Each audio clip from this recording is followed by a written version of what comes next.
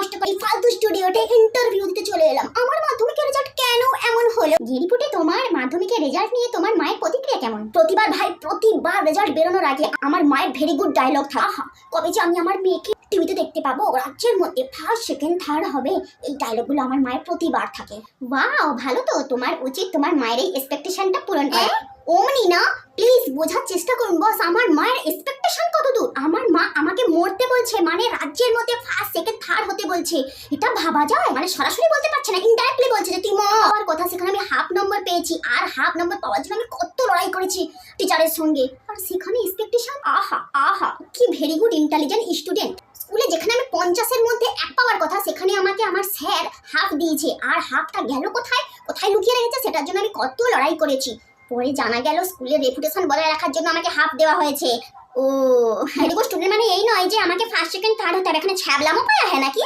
ওকে ওকে ওকে, বুঝলাম। তা গেরিপুটি, বড় হয়ে ঠিক কি হতে চাও? হ্যাঁ, এতক্ষণ পরে আপনি লাখ টাকার প্রশ্ন করেছেন, তো ভালো করে শুনুন। আমি বড় হয়ে ঠিক কি হতে চাই যুক্তি দিয়ে, লজিক দিয়ে আমি বোঝাচ্ছি। আমার মা বাবা আমাকে সবসময় বলে, ওই দেখ ওদের বাড়ির ছেলেটা, ওদের বাড়ির মেয়েটা অমুক করেছে, তুসুক করেছে। ওদের বাবা মা কি কষ্ট করে মানুষ করেছে, অন্যের বাড়ি কাজ করে কত কষ্ট করে মানুষ করেছে, তাদের ছেলে মেয়েরা উন্নতি করবে না, তাকে তুই করবি? তাই আমিও একটা ডিসিশন নিয়েছি, আমি বড় হয়ে সিঁড়ির তলায় বিড়ির ব্যবসা করব, যাতে আমার ছেলে হলে সে না পরীক্ষায় ভালো রেজাল্ট করতে পারে, লোকে বলবে ওই দেখ বিড়ি দোকানের ছেলে কি সুন্দর রেজাল্ট করেছে।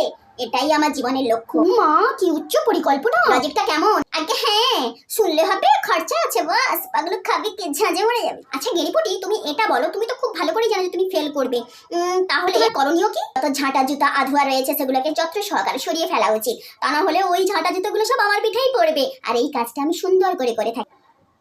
ও আচ্ছা আচ্ছা, রেজাল্ট বেরোনোর আগে তোমার অনুভূতি কেমন? সারাদিন মস্তিতে মন বলেছে কাটাতে, কালকের কথা কালই জানে।